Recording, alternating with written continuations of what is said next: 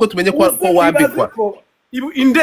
Indera basazi bose bariyo ntibagiye babyemera kandi ni benshi. Uravuze kuba abantu ari benshi ntibibagira ko bavuze ukuri. Ngewe nambara neza, mubirebe, mubikunde, munyemere, mujye mundeba, munkunde, nambara neza. The Ben nk'umuntu umaze igihe kirekire muri Amerika yaragufasha koresha style yo mu president bita Trump, aragufata aragushikanuza ko arakunyeganyeza ngo yumve niba bya bindi byo kumukubita ko nikunde ejo bizakunda, arakunyeganyeza. Hariya mu kugushikanura wumvisha umeze ute muri wowe mu mubiri wawe? Natesheje ko ari ibintu byabaye ya nyamano ya ntare na mubi nibo bakwiye kuba bakora biriya. Urashaka The Ben yagushuje kibouncer. Nubwo nkunda njya abantu kabisa bankorakora nabyo nkunda, especially abagabo. Narababwiye ko njye nikundira abantu tudahuje igitsina. Si nkunda abantu b'abagabo bankoraho cyane kabisa. Biriya bintu byo kugufata akagushikanuza akagukurura wabonye bitari perfect ntago byakunyuze. Urumva icyabanje kunshanga. Yego. Ako nawe mazina ubwa yaracanganye. Ayahe? Ni gute ingwe irindwa n'intare?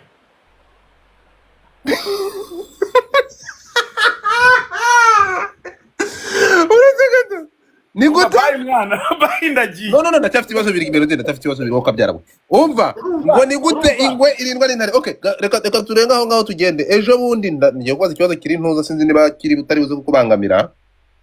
Twabonye umwe mu bagabo bakunda umuziki ariko abanyapolitike afata album yawe avuga ko mu by'ukuri nizo ndirimbo zituma aryama agasinzira no kurusha muri ruhande. Uyo ni nyakubahwa Minister w'Ububanyi n'Amahanga Bwana Nduhungirehe. Ndamwemera byajyanye. Uravuze? Tararangiza ikibazo. Yego. Yera byari bigoye ko tubona abantu b'abayobozi bagaragaza nyine uko bakiriye nyine ibihangano by'abahanzi. Sometimes bakanigira nto batabizi, niyo babyumva akagusuriza nk'inyuma y'urugi. Ariko kara kajeste keza iriya ni raporo ya Spotify yo kugaragaza imiziki umuntu yumvise, cyangwa Apple Music ntabwo nibuka neza. Kugaragaza imiziki umuntu yumvise muri uwo mwaka. Nari umuhanzi wa mbere yumvishe rero. Biriya biryoshye. Naho ibyakurikiyeho byo ni ibisanzwe. None se abantu bagira abafanerega. Gusa icyo nabonye cyo nuko imiziki yanjye Minister yumvishe, kandi nyakubahwa Minister yumvishe, ndamushimiye. Azaze no muri konseri tubiririmbe live. Okay, ubwo ntabwo nza gusubira, ntabwo nza gukomeza kuri icyo kibazo ubona kiretse ko uragishubije usubiza nibyo ntabashije, ariko ni kwa byifuje reka mbireke reka mveyo. Melody mu minsi yashize mu interview wakoraga wasabye bato uravuga ati ndifuza guhura na The Ben ahantu mu gitaramo. Ntabwo rigeze nyisaba, ahubwo numvise babivuga. Byasabye na manager utubwiye wazimye. Ntabwo yazimye, yaraguye.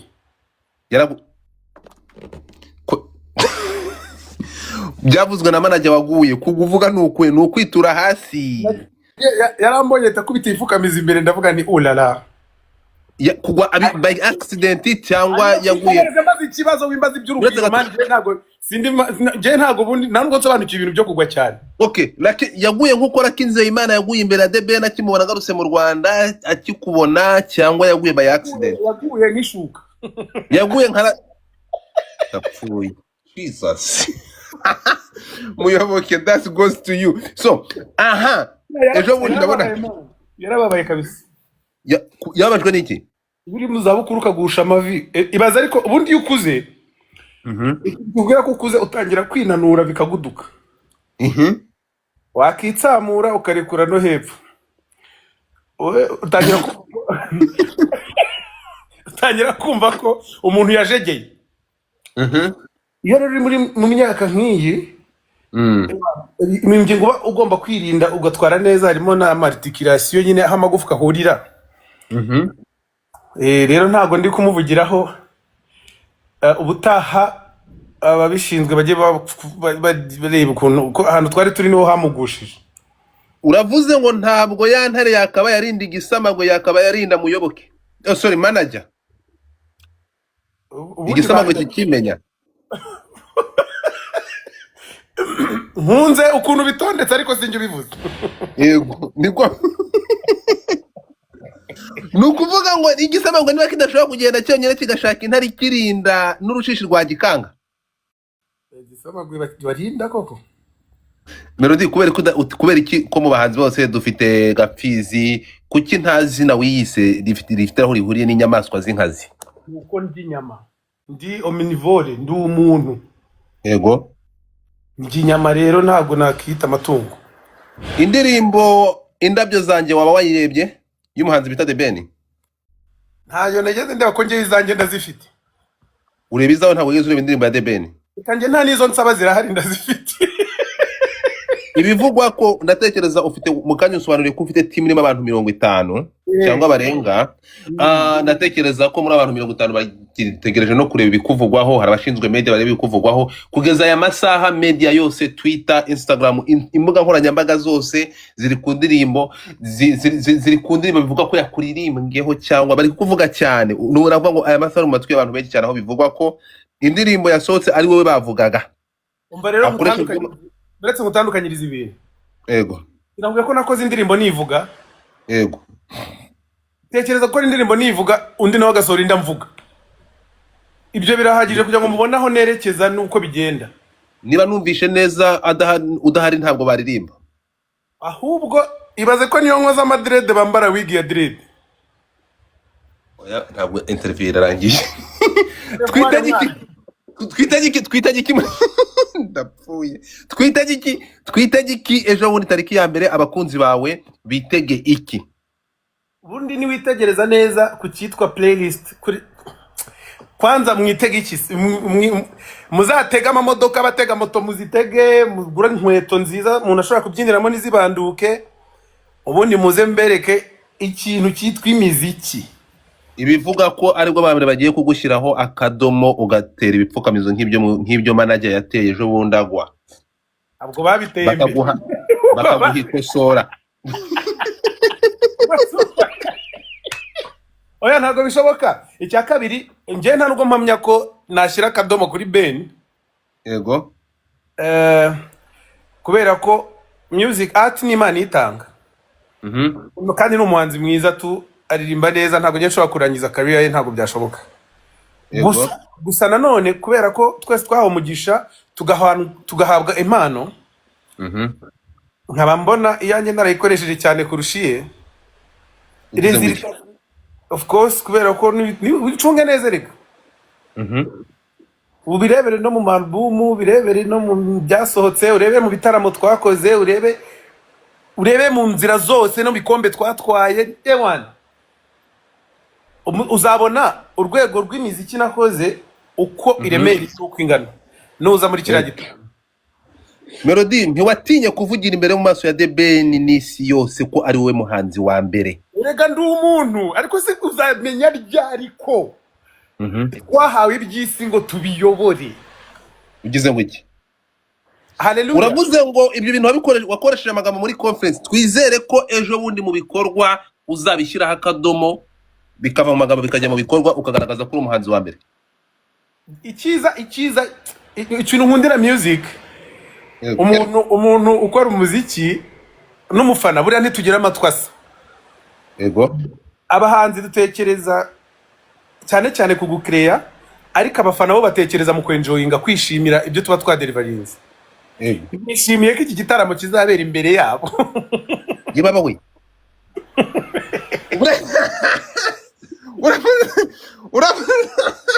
Ariko ndapfuye. Uravuze ngo ejo bundi abafana bazicira impaka. Ewana sibo ba boss bacu se nibo ba boss. Nukuvuga ngo izi mpaka zakomeje kuvugwa n'ibyavuzwe byose n'ibyajujuwe, mushize urubanza imbere y'abagenerwa bikorwa bagiye gushyiraho akadomo. Cyane rwose kubera ko ubundi niba nkora ibintu bugacya mu gitondo abantu bakabyigana. Ubwo performance nzakora kugira ngo bayigane birabasaba umwaka utaha. Jesus Christ. None se bayigana batarayibona? Umuntu uri Kigali utazaya muri iki gitaramo ufite ikibazo gikomeye. Uzabireba. Mu magambo yawe uti ni gute nshyiraho dread bagashyiraho wigi nk'izacita. uravuze ngo nta kuzunguza umutwe kuzabaho muri performance. Oya yakambara imeze nka casque. Urabona ka kaboro bafungana? Yego. Njye ndi creative man, ngomba kugutamo n'amayide. Ariko ikizaba kituzanye ari hano umuziki, ni imiziki, ibindi no gushimisha gususurutsa abantu bacu. Yego. Iby'impaka byo ntekereza ko hari ariho tuzaba tuzirangirije, dutangira umwaka tumeze neza, kandi mujye mugira aga fair play namwe, umuntu nabarusha mu byemere mu byakire. Ntago undi ababaye zeru.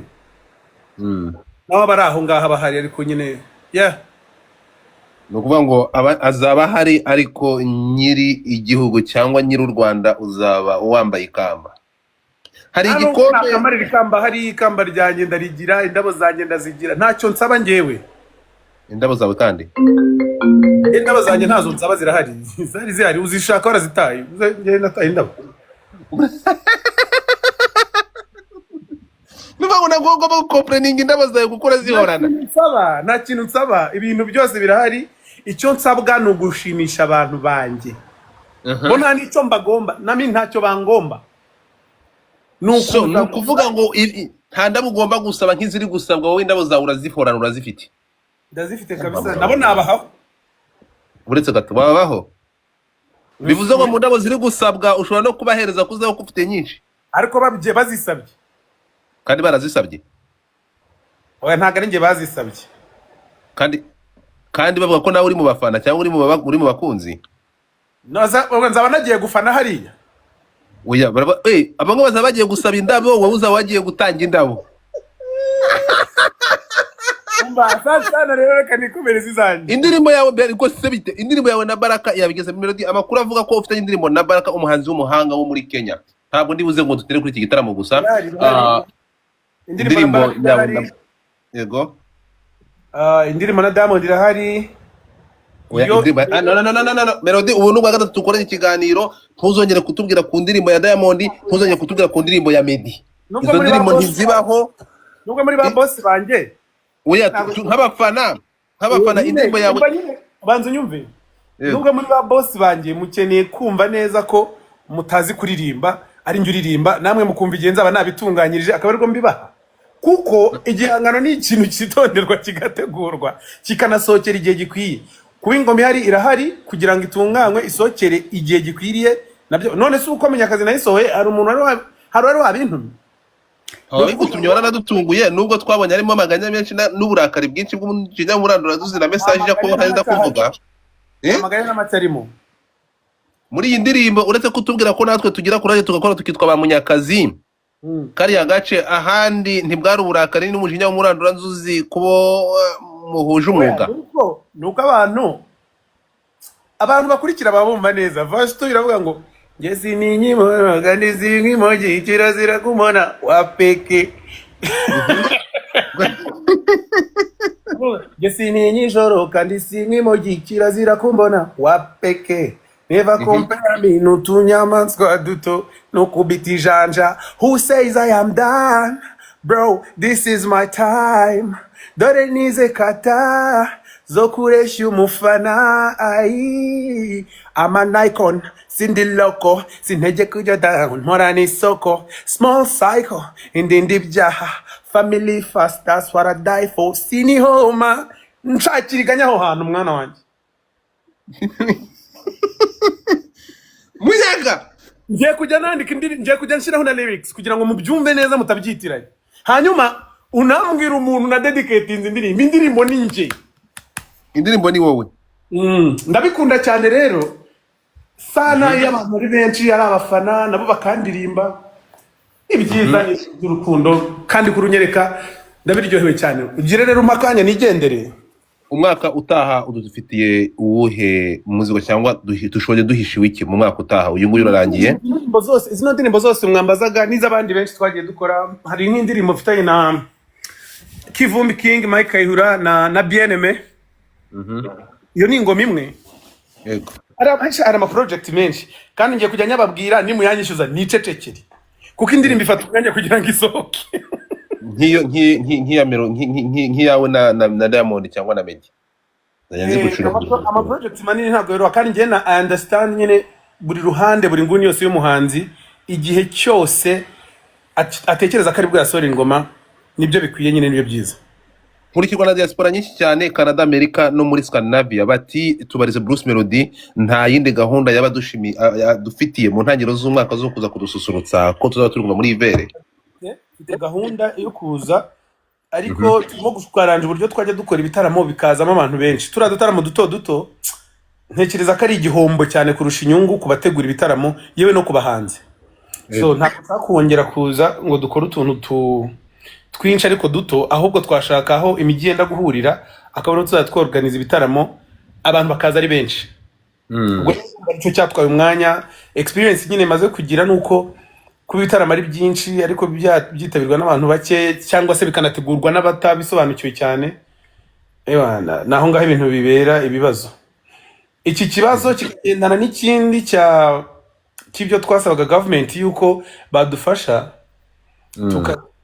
bakamonetiza nyine mu Rwanda aba content creator bagatangira kubona uko babona amafaranga bamaze kuba benshi kandi niba koko u Rwanda rwarashyize internet rutekereza ku rubyiruko n'inyungu zabyo zikwiye kwigwaho kabisa bikaberebye bikajyanirana nk'uko no mu buganga bigenda neza no mu bucuruzi n'ahandi. Wowe ukavuga ko iki kibazo nawe urakibona cyo ko nta imbuga zitari monetize usanga abantu bakoresha imbaraga nyinshi ariko umusaruro ukaba muke. Umusaruro ukaba muke kurusha ibihugu by'abaturanyi kandi tubirusha byose. Tubirusha igihugu gisa neza, tubirusha internet yihuta, tubarusha ibisigaye byose tukaba tubarusha ariko wareba umusaruro uri kuva kuri internet ukabona ni muto kandi ayo n'amafaranga yinjira mu gihugu. Iyo uvuze internet ni kuri YouTube kuko nta imbuga zitari monetize niziye wifuza ko guverinoma yabishyira imbaraga kugira ngo zibe monetize YouTube. Buriya abantu ba YouTube impamvu baterana n'amagambo nuko nta kiva Amerika. Yego. Haba hari ikivamo nibaza ko n'igishoro cyazamuka abantu bagakora ariko inyungu babona itabaryanisha. Nasizemo ingufu nyinshi inyungu ikaba ntoya hakaza kuvamo kwa kwirya na TikTok kugira ngo umuntu akore amakashi kuri TikTok ni insazi usanga bigoye. Badufashe baturwaneho nka ministeri wenda y'urubyiruko sinzi ko badufasha wenda y'ubucuruzi. Yego. Badufasha icyo kibazo bakakidukurikiranira aho kugira ngo umuntu afungure account ya YouTube usange ni umu-YouTuber w'umunyakenya ariko ukora content mu Kinyarwanda. Yego. Wow. Aya uvuze kuri icyo kintu ndeba ngira ngo abantu nk'aba Jason Derulo n'abanyamerika barafite n'imiziki igera kure n'ibyamamare. Izi mbuga zatumye banayoba iby'imiziki basa nk'aba bigabanyijemo imbaraga bazishyira muri social media izi ngizi kandi zirabinjiriza. Utekereza ko ari impamvu ituma ibyamamare dufite imbuga nkoranyambaga muzitera umugongo mu kuva ko abandi byagenewe kandi kuririmba gusa? Nk'ubu ngubu nanjye nari kwandi kuri Twitch. Yego. Nanjye nari kwandi kuri Twitch ariko ntago nayijyaho nanagabanya bimwe mu bindi nkora nkajya mu bijyanye n'ama content ko nabishobora nabikora ndabizi neza. Ariko iyo urebye ibivamo n'ingufu bisaba no urumva niba byarasabye umuntu nka Jason Derulo kureka kuririmba akabanza agashyira ingufu kuri TikTok. Nje ntabyo nakora kubera ko mu rugo ntago biri kunguka cyane ahubwo zasanga umuntu agiye nko korora inkoko cyangwa se kandi ntuvuga ngo ndamubaze arazorora nabyemera ariko nyamara amajazi kuvuga podcast cyangwa se nyine ahuye n'umuntu babasha kuganira. Yego. Ibyo bintu byakumvwa byakumvwa bikanatanga umusaruro mwinshi ariko iyo bitamonitije nta kintu kivaho nyine usanga uri kwashyira imbaraga nyinshi za mbaraga z'igihugu zubaka kandi vuba zikaba ziri kubaka gake. Abantu hano bakomeje kubaza ngo ese ko ndeba tariki yagiye turaza gukuraho udupira twanditseho 001. Ndaza ndabipostinga mu kanya ndabereka murebe kuri story yanjye ya Instagram ndaza kugenda kira ahantu hose mwayikura. None ibi bintu ni ibiki ntabwo ari kwigirishwa ibi ngibi bya 00 ni ibiki sobanurira niba nta mpamvu yo kubaza amafaranga kandi uhari. Muri press conference kandi nye muhanzi hambere. Nuvuga ngo rimwe ngaho rimwe yari amafaranga bari make cyane. Yego. Rimwe ibi ya mbere iyo bijyanye no kurankinga no gushyira ku murongo. Yego. rero So niyo 001 uracyashimangiye cya kintu ko ari wowe muhanzi wa mbere ntawe ugomba kuvuguruza. ubundi nyine ubundi bivuga ko ari uw'iki se wumva hari uvuga imibare nabo reka barabyemera nuko wenda sometimes biba bisaba kwigira gutyo gake gake. Ibitangaza no kugira ibisamagwe barindwa n'intuzo. Ndagukunda cyane ndakwemera buriya kera nibwo wagoranaga ariko Imana warahindutse kabisa nta hantu Imana itakura umuntu. Ushatse kuvuga iki ko numva utangiye kumbaga umuzingo Imana yankuye kure? Hano usigaye wumvikana kera ufite ikibazo kabisa. Imana ishimwe byibura ko twavuga ubu niyo noneho wantamo naba mfite akantu ku mutima ko kuvuga ngo uyu muntu nta rwanga afite wenda n'inzara. Melody mwitegereje ubona ari mu banyenzara. Mwitegerere se uragaragara. Aho karisa abasore nari nibagiwe. Anyway, Melody ndagushimiye. Asante sana my G. Thank you so much. Mugure amakoze muze muri konseri. Muze dushyigikira umuziki wacu w'umunyarwanda. Muze tugaragaze ko umujyi wacu ari uwa danje. Buriya ni bibi cyane gukomeza abantu batubwira ngo ngo abanyarwanda ngo iyo baje mu bitaramo ngo ntibishima. Niba utazaza ngo uvuze induru byine uzigumire mu rugo tuzashaka kandi tubishyura birebereho. Hazaza umuntu ufite gahunda yo kwishimisha no kubyina no kwenjoyinga. Wow. Melody, thank you so much. Abafana bakomeje kwinginga ngo basi wakire babiri ariko ndabona ufite umwanya muto. Babakira babiri. Okay. Ninde muntu wumva afite inyota y'ikibazo yabaza Melody cyangwa ushaka kuvugana Melody umwe babiri gusa andikamo byihuta mite kuzamura. Ninde? Shyiramo request nkuzamurire uyu ni umukirekazi ariko w'umukene ku mutima bamwita Lili Bijou aba mu Bufaransa aba mu Bubirigi. Urimo kumva ashobora ari umukunzi wawe ariko amafaranga ari kuyarekura ni ikibazo ntabwo bashobora no kunkana. Lili Bijou ndabizi kuko na Melody aha twagiye ikibazo cyawe ni kiye gitaramo wakunze mu Burayi wakoze wabanje ukamusuhuza ntabwo ndimo kwiruka. muraho Melody muraho neza. Njyewe rero kubera nkunda umuziki ni ukuri kose iyo ndi imbere y'abantu mba ndi gutanga byose nyine kandi n'ibyishimo. Buriya umuziki njyewe wenda kumera nka bya bikorwa bashakanye bajya bakorana. Mba mfite ibyishimo byose. Rero ntabwo navuga ngo cyo kora ibitagenda neza ahubwo hari ibitagenda neza ugasanga nicyo umuntu adakunze cyane ariko mu Bubiligi murabanza muri abambere niyo dukunda kugira abantu benshi. Twabonye abantu benshi muri Ottawa, benshi muri Canada, benshi cyane kabisa. Habaye konseri y'amateka abantu bari muri Ottawa ndabasuhuje. Ko ari byinshi ni byinshi. Ibitaramo byabaye muri UK, twakoreye igitaramo muri UK, harahiye muri London, harahiye kwe. Ibitaramo ni byinshi. Mu bantu bakwakiriye mu Bubiligi nanjye nari ndimo sinzi kunyibuka nkorana na Justin. Se ukaburiya mama Jenine urakoze ku gitekerezo cyawe cyangwa kibazo urubaje. Hari ikindi ukorana na murumuna wanjye muri Rwanda Elvin sinzi kumuzi.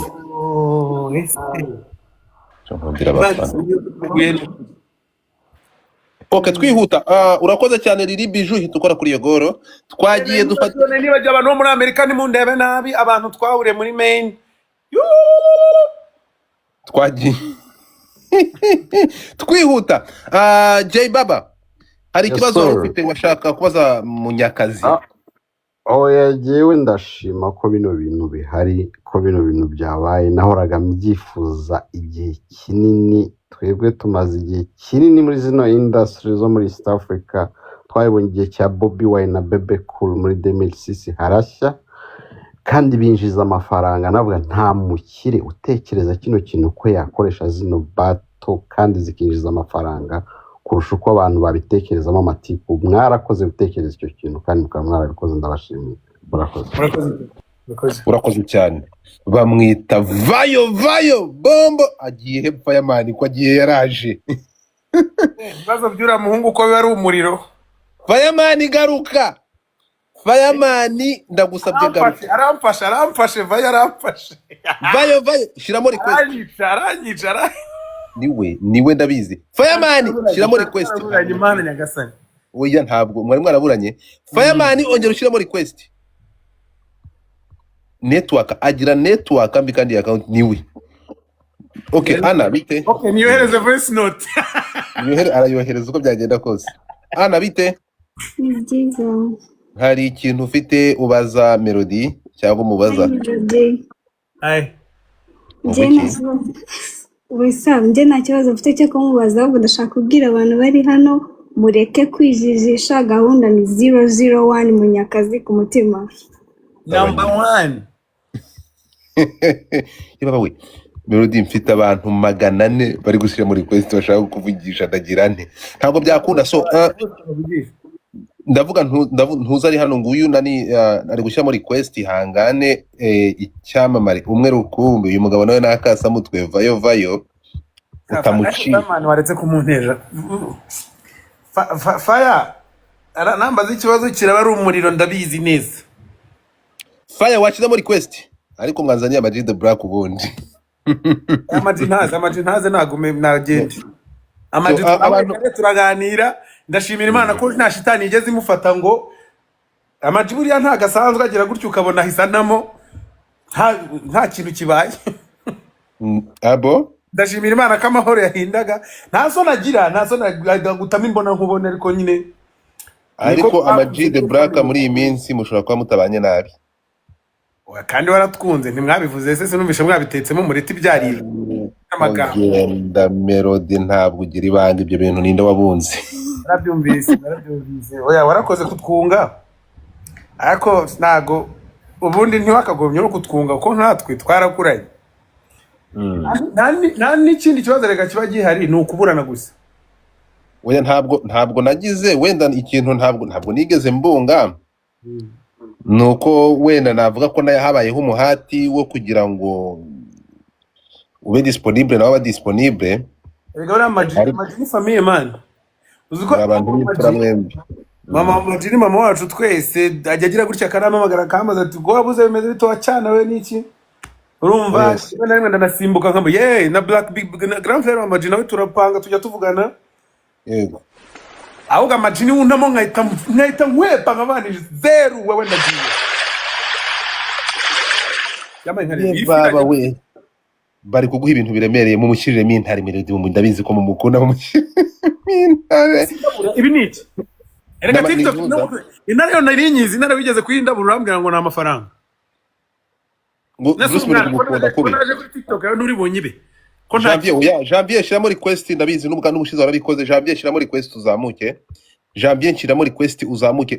Fireman aranyandikiye ngo umubabarire ngo wihangane gatoya ari gushaka network akaza kubaza ikibazo Melody. Ihangane hanyuma nkagira uwo bita Samusuri nawe yakomeje gusaba kuzamuka ngo kubaza ikibazo. Samusuri ndatekereza umuzi ni umwe mu bakinnyi ba filime Melody uramuzi wihangane ngiye ndabizi uko ibibazo byanjye ariko nagenzaga ntabwo nza kubaza ibibazo emera wakire charging nanjye come ku charging.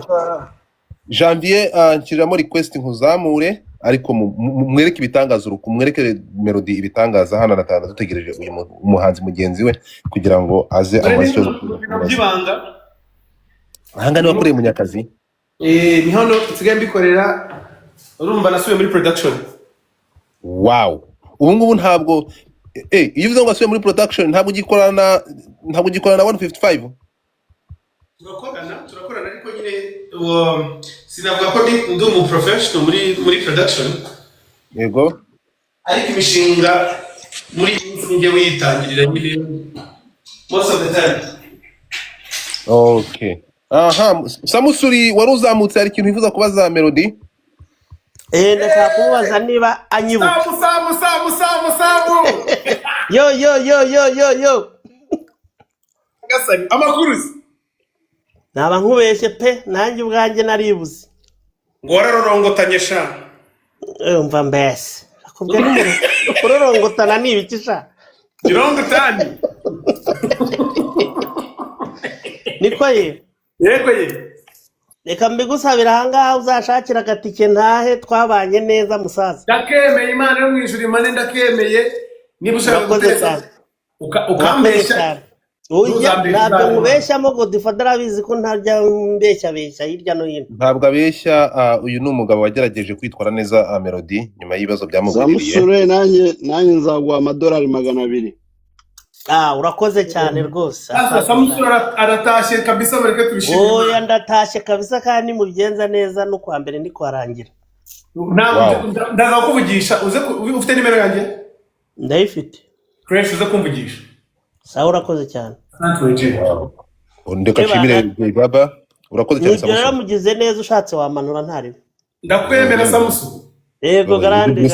Urukundo bari kumusakaza aho narugirane. Okay, Fireman gerageza ushake network ndabona uri gushyiramo nakuza murabigira. Gerageza uhindura ahantu uhagaze kugira ngo mpite nkuzamure. Diane uranyumva mu Bufaransa? Diana uranyumva? Rebera nkaka ko kweli. Shanti uwo bita Shanti yakomeje kuzamuka kuva kare. Shanti. Okay, Shanti, ça va? Bite? Allô? Meze neza, umva. Bruce Melody. Yes. Sinzi niba nagusaba, ariko let me do this. This is my season, and that's my destiny. Wonder why. I wonder why, yo. Wonder why. I wonder. Kandi sinzi uwa peke. So, wumve ko ufite abantu turagukunda cyane. Nana kwandikiye inbox nibikunda muze kunsubiza. Yego ndagusubiza. Murakoze kandi cyane. Thank you Godfather. You're welcome. Thank you. Uyu nguyu noneho nundi wundi Godfather mbuzano nereke. Tengereje Fireman ugomba kumariza ikibazo natinye kwaza Melody. Ndabizi wo kuri kukibaza. Ndabizi kuri buze kukibaza. Ibibazo ni muntu bazi ibibazo bidahwitse ntabyo nsubize rega humura. Ariko subura ukumva umuntu nawe bazwa ibibazo yakubaza ikibazo kidahwitse ati. Yajya kinase Fire yakikubaza. Ntabwo aza kukubaza ikibazo kidahwitse. Ndabizi. Aha, twihuta ariko wakwandika n'ikibazo niburi hasi gato. Bruce Fireman ni mwakuranye nawe. Ndashaka kugira ngo yarakuze mbere. Yakuze mbere ho gato. Ariko nawe nyine yari grand frère ugaho muri hari abantu batutakuranye. Urumva nka Bulldog ntabwo navuga ko twakuranye n'ukuri. Bulldog ntabwo mwakuranye? Abari grand frère.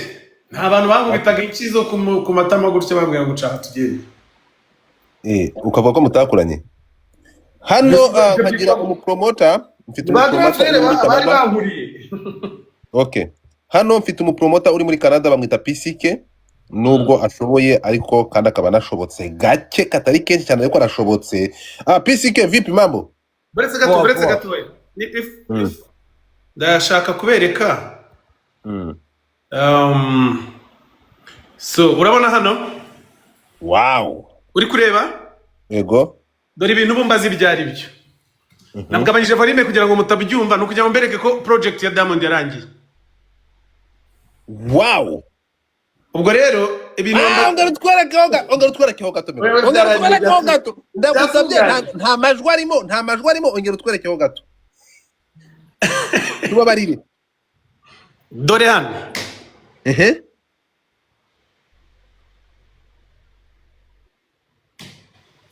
Nibyo. Ishyano ricitse umurizo nababwiye ngo uyu mugabo ni munyakazi mwanga kumva bro ndebera kiriya kiraro ndapfuye iyi video nzayibona. Ni Dar es Salaam. Sawa, ni Dar es Salaam hari yase? Janvier, thank you so much for blessing Melody. Ndabizi wavuze ko mukunda shiramo request nkuzamure. Hano mfite Janvier, thank you tumugeze ku 10. So yampaye nka Janvier yisiza amarangi ndagirane. Janvier abaye Janvier. Melody, Jesus. Janvier se nuwe gani? Janvier n'umutipe w'umunyamerika muri Amerika ndapfuye ibi ni ibiki. Janvier abaye. Thank you so much kabisa. Thank you so much. Ni ibiki mwa abantu mu Janvier ko abaye Janvier. Anyway, ariko tukibireba gutyo uyu ngunda mwizeye ushize waraje ngo hintare. Reka tugende gatoya. Dufite umuntu bita PCK. Ntabwo ashobora kurekera ubwo nyine yafatiyeho. Ubwo yafatiyeho nuko nguko ateye. N'ubushizi yujano ntabwo simbizi bye nuko ateye ariko anatanda mfite umuntu bita PCK sinzi niba umuzi. PCK muri Canada. Okay, PCK. Yes bro. Ngaho ishamo ni ryawe. Bruce bite? Fresh sana. Salute bro, meze neza. Ndakomeye bya hatari kabisa. Je request ya first of all okay nakunze iyo battle for your show. I really appreciate the way your organization mwakoze is good for the industry. Ni giza cyane 100%. Thank you so much. Janvier, asante sana. So my question is, mubona gute iyo battle tukaraba nimba ari Montreal canke Ottawa ariko igafatwa sale ni napana bya bindi bya hano ikaba maybe ahantu abantu bose ba Montreal whatever abantu bose bo muri Canada bashaka kuireba bakaza only one place ariko ikaba big venue. Ni sawa cyane wavugisha abantu muri team yanjye maybe nka coach Gael kuko buriya niwe Mandela Mandela se ntabwo muzi ko yunze ibihugu. Yeah. Wavugisha nka coach Gael numvishe ashaka ko tubikomeza igitekerezo yakingejejeho. Ntabwo nzi ko yamaze kuvugana na The Band ariko bibaye ari ibikunda twabicapa. Vraiment on my side nimba muri tayari Jendi play to bikore even summer. I'm ready. Shabasa ko turi kuvugana inkuba zigakubita se kandi. Mutangiye byabi. Oya ibyo bintu ntabwo byemera Melody ibyo bintu ntabwo. Yeah. Wareba ukuntu uvugana na coach. Yeah, coach ndamvugisha even you ndakoreza message turabe kuntu tubi planning gasama tuyikore. Yes sir, thank you so much. Thank you too bro, appreciate. Okay, PCK. Yeah. For the new year vano karakabwana kintare dukomeze na wa mugabo witwa kuri umukire k'ibikorwa bikaba bike kurusha amagambo kuri bitangaza. So twihuta Melody urabona ko ubonye nakazi. Babita 001 ndabona n'aba DJ mu Rwanda abantu bose 001 yabaye 001 ngiye kwambara iyi ntuza.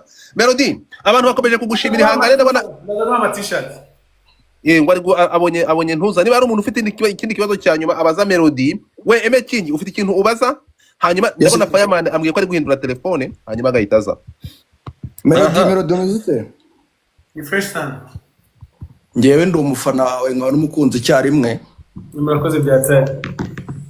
Nago nakubahuka nkubaza ibibazo ahubwo nge nagushimira kuko nta kintu tutadukwiye kukubaza kuri umwami w'umuziki.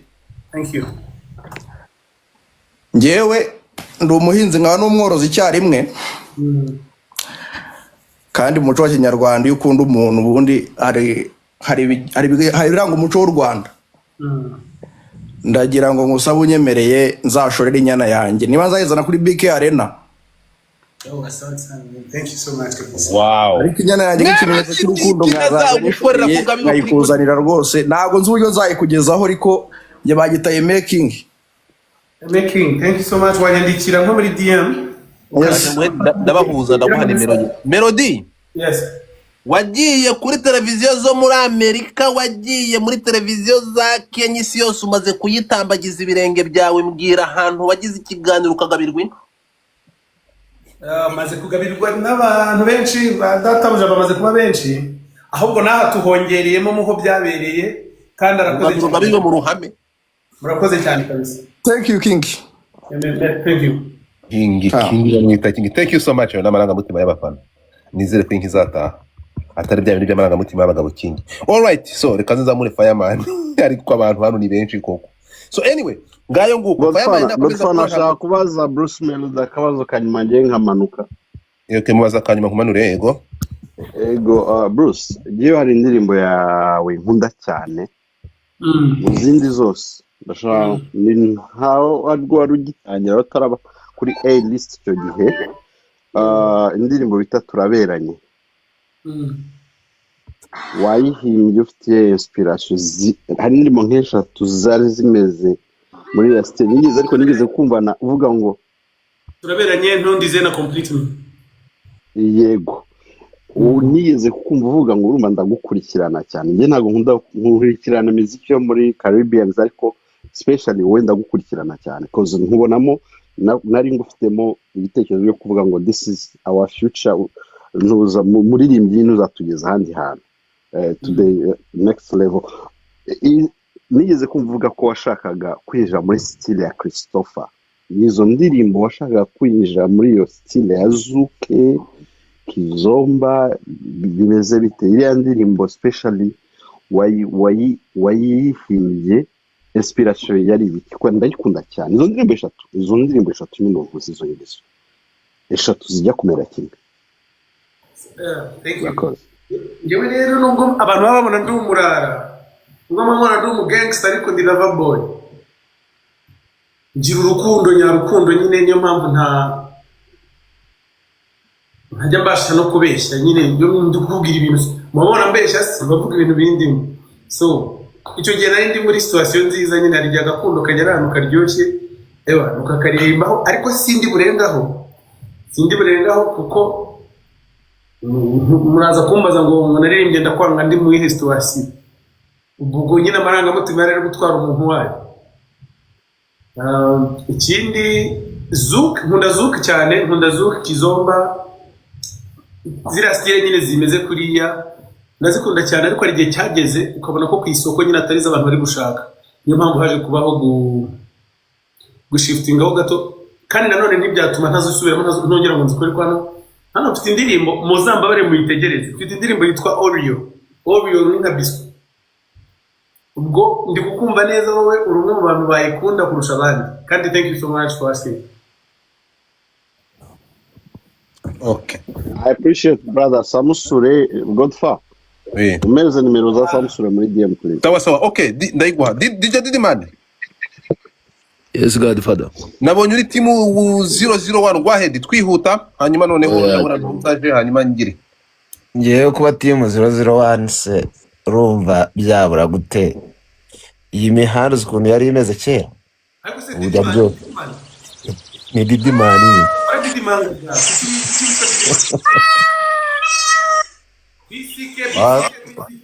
ariko PCK nk'iyo uri guhereza Bruce Melody Babylon uragira ngo ayikoze iki urabura kuzimpa ukazihereza Bruce Melody uragira ngo Bruce Melody asabikoze iki bibora zindi kubikora aguhaye intare bro none siyo ntaruzi icyuza kuyikora bibaze ko bamaye inka n'intare cyane mumeningwe none se utandukaniye n'igisamage kirindwa n'intare mumeningwe wagoye n'ingwe zirwane se okay twagiye Didimani Gwahedi ingwe se urayikoresha ikiri bayiguha mwana Didimani nari kukubaza oya Hello? wapi nabyo kudimangaho byabayeho Ni sawa. Didimani kwitwa Didimani biva ku mazina yanjye bwose. Warayahinnye. Biva ku mazina yanjye kera ubundi zari da ebyiri nyine nkashyiraho mani twava rigiye Ndashaka kubonana nawe. Pisike arimo kuvuga waraye kuri telefone kandi fa minutingi Jewe. Ni kangahe guhamagara nkubwiye nze kukubona iwawe ugatangura histoire za up and down. Gadfata se gihe Pisike uri live uri no kuri Pisike bari kukumva muting PCK mutingire man ubundi kugereza namu muting twagiye tubiyo nkuru ugasanga nayo bayindegura namu mutinze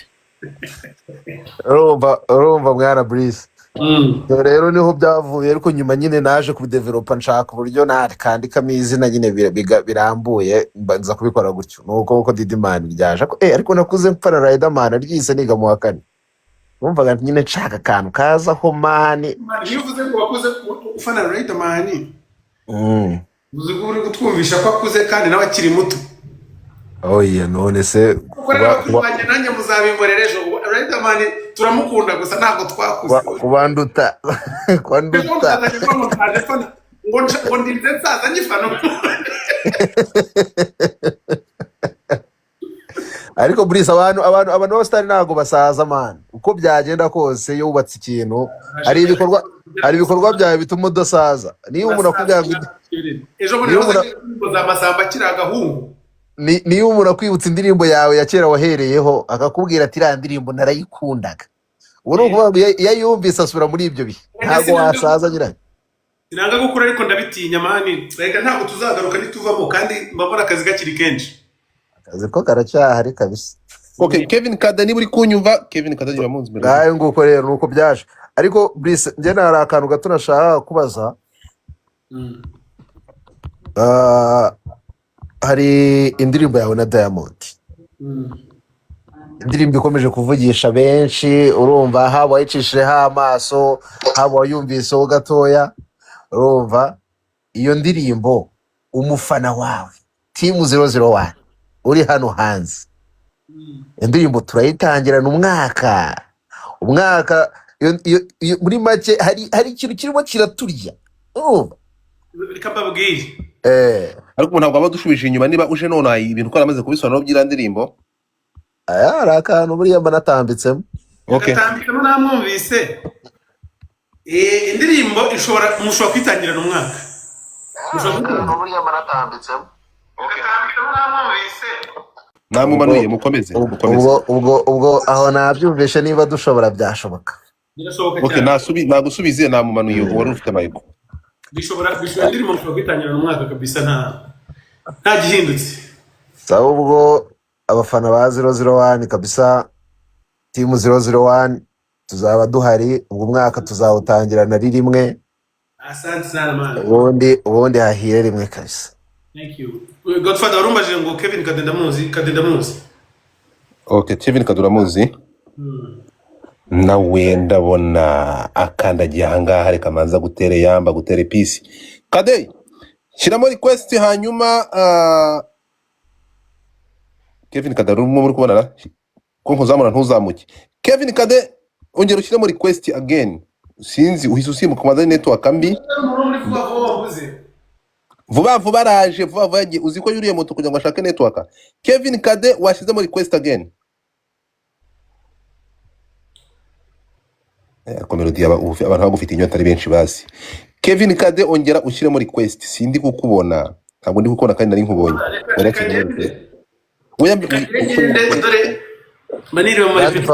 banza ugabanye request zirimo, reba nka request zingaho ukoramo kugira ngo abashe gushyira muri request ajye abahuza. Muri request 400 nazikuramo ntese ziba zuzuye nyine, genda zigabanye kanda kudukuru nyine zirebe uzikure ugande kudukuru. Urumva natwe kuri telefone inshuro 400. Oya gabanyamo nyeya. Also anyway, reka Osmarito uyu nguyu numwe mu bantu bafasha ibihangano byanyu Melody, ariko ndabona umujene network iri kumwangira. Network z'ikigali zabaye network, niyo mpamvu ntekereza ko ubu nari ntegereje cyane watumye Bruce Melody atagenda ni umuntu bita Fireman, ariko network azakomeje kumutenguha. The same thing de kubona na ntuza bikwanga bikomeje kwanga kwa Kevin Kade. Kevin Kade ndabona ntakubona. Let me try one more time. So Melody ndatekereza icyo nagukorera, ndabizi muri kwitegura, mufite igihe gito, reka ngushimire. Ndatekereza ko icyo ushobora gukora, God bless you, reka ngushimire, hanyuma noneho nkubwire ngo turi kumwe nawe, ufite abakunzi benshi baragukunda, dutegereje kubona umuriro waka. Ibintu ni bibiri, uyu mubare uri kwandika hano uzave muri yani wambaye ku gahanga, naho nugenda bagakora ibyo bagukoreye tuziherera turire nk'abakunzi nk'uko bari kubivuga hano. Ariko ibaze ko mfite indirimbo guhera cyari ivuga ngo ntundize. Uburese gato mu yandi magambo ugiye kuvuga ngo ugiye kuriza umuntu nk'ibisanzwe. Oya, ntabwo bapfa kundiza kuko mba nihagazeho sana.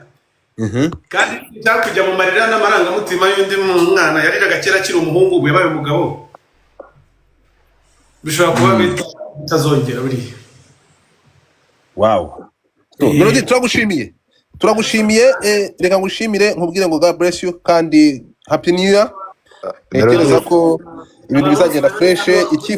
Icyifuzo ndatekereza aba-YouTubers ngiye kubasaba ikintu kimwe, abantu mugiye kwandika kuri iyi nkuru, aba-YouTubers muri aha mwese, umutwe w'amagambo ndabasaba gukoresha umutwe w'amagambo ugira uti: hari icyifuzo Bruce Melody yasabye mujye mwandika ibifite akamaro, umuntu atanga umusanzu muri industry, ntimugendere ibindi byose ndabizi mugiye kure bifite aho bihuriye n'itiku, nta n'itiku rihari. Ndasaba umuntu wese uri bufate iki kiganiro akagisha kuri YouTube, ukoreshe ijambo Bruce Melody yakoresheje asaba leta, asaba inzego kugira ngo imbuga bazihereze zibe monetize. Ibi ngibi bafite inyungu, mwabiryohemwe. Bruce Melody wabereye ijwi, mugende aba ariyo title mukoresha kurusha ukuntu mwakoresha iby'amagambo yandi yo gutwika cyangwa y'indirimbo cyangwa iki gitaramo babe promotinga cyangwa n'izindi ndirimbo ze. Mugende mukoresha title y'icyifuzo Bruce Melody yasabye ubuyobozi cyangwa yasabye ministeri ifite ibihangano cyangwa imbuga nkoranyambaga mu nshingano. Ndagushimiye Melody, ariko twagenda nasubije Melody Melody kabisa, tunashimire timu yawe kabisa, timu yawe kuba hafi buri munsi, timu yawe imaze gufata Melody urumva ikamugira Melody byimazeyo rwose. Iyo timu kabisa aho bari bajya bavuga ati ewana ibikorwa twakoze biri hejuru cyane kabisa.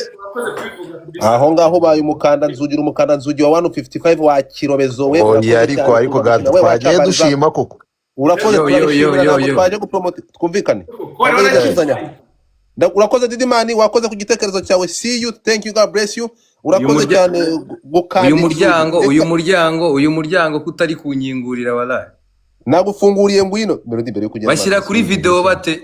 Nago kanda aho ngaho nguhaye kuri request. Reba hano handitse kamera mwana musani.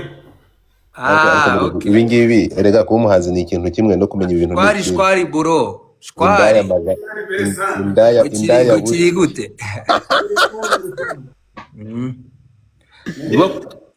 Ibo bwa mbere ngiye live rega byantonze.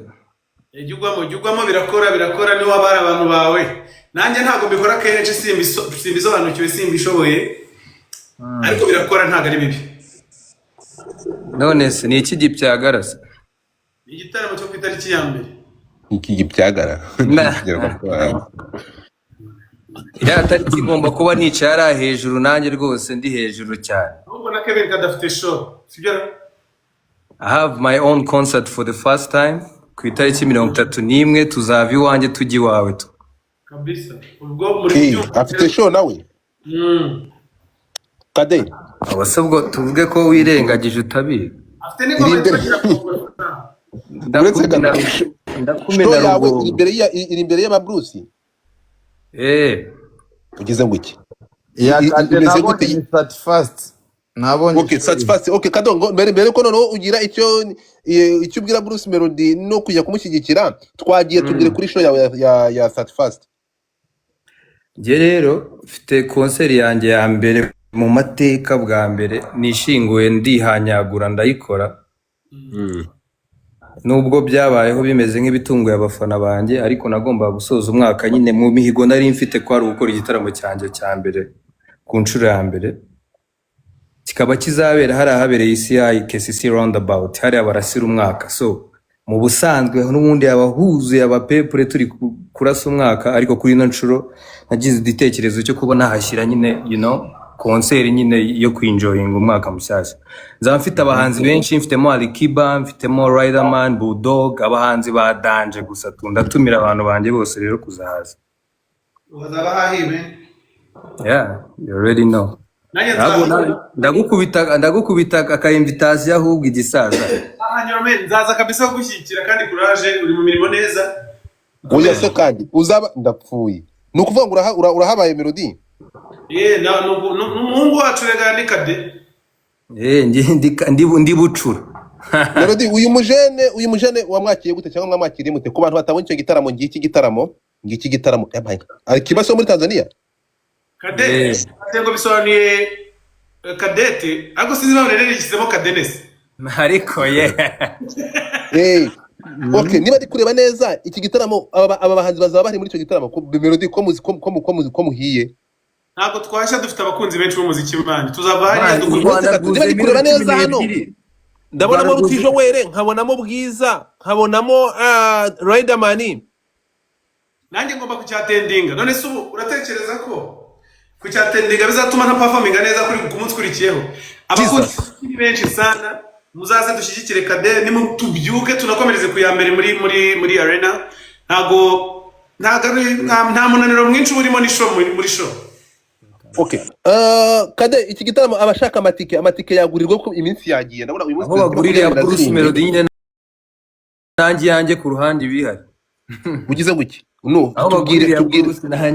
Aho bagurira Bruce arabatana hasobanukiwe muhatubwirire rimwe tuhamenye ni hehe? Ndi kuri ticket wayibonaho, ariko ngiye no ku muryango wayibona uhageze. Ni kuri ticket.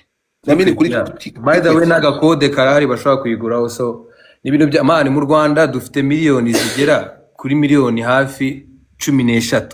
So abahantu 10,000 bigomba kuzura kwa Bruce, nanjye 30,000 bikuzura ko ngiye bahanjye hagiye 30,000. So uravuze ngo byanga bikunda agomba kuzura? Oya ni nk'itegeko rega, turi benshi kandi twese dukunda umuziki. Twarakoze uyu mwaka men, subizi. Okay, kade nyuma yuko ndashaka kugira ngo numve nyuma yuko mbere yuko ugenda cyangwa nkurekura ngo ugende ndekura legend yo daddy mu muziki urimo kunyumva papa wawe mu muziki ubyango byemere papa wawe mu muziki nyuma yuko ahuye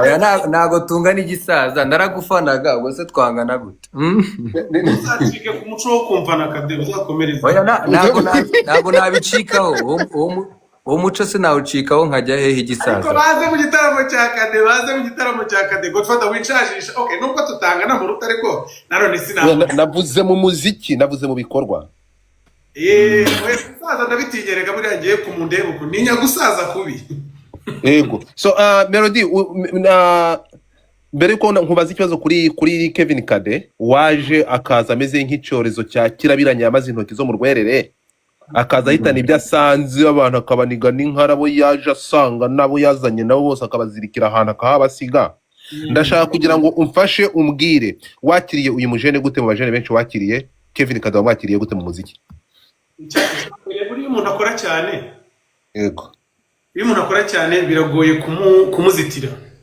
mwene magambo ni munyakazi agakora ibyo yize Kade yize ku Nyundo man wow nabonye muri vuga bwashatse kuva mu muziki kira n'icyemezo kibi niko kwiyahura ariko ubundi ni umukozi ni umuhanga nta hantu abantu bazamucikira urumva Kade ibintu arimo gukora nibyo ubundi umuhanzi yagakwiye kubakora gushyira imbaraga mu byawe ukabikunda ukanabyizera sizima abahanzi ba hano ubona bose bameze nk'abari gusaba imbabazi njye ibintu nkora mbizi neza urumva umuhanzi ngiye gusohora indirimbo ngiye kuyipromotinga ndi umuhanzi mfite igitaramo ngiye guperforminga ibyo bintu nta muntu wundi wabivuga neza nkanjye nta muntu n'umwe wabisobanura ibyo rero byo Kade yakoze ngiye namwakiriye nk'umuntu waje azi icyo ashaka yego kandi ugomba guhindura byinshi urabona ko nyine ibintu birahinduka ntabwo umusana akiri umuntu ujya mu rugo akaryama akitsimba abantu noneho bamwitsimba nabo akarakara kuva yuko avuga no kuba nko bita joining ino live nyine nabyo birakwereka ko umuntu ari mu bintu bye kandi arabyizeye rero Kade courage kabisa komeza ufatireho ibintu byose bizemera ewana aho utagera naho udashaka oya ngende ngakorera nago ndetse kurekura uragenda ngiye mfite courage nyinshi kandi ngewe ibintu ubu ngubu nibwo bitangije ariko tugomba gutangira no kujya turya ku mafaranga ya konseri kuko abatari ibyo ngibyo nta kintu twazageraho vuba humura bizemera gucika intege nshaka kujya ngakaba kari agatariki ka 3 nkajyamo okay abantu bamwe bakavuga ndashaka Kade mbere yuko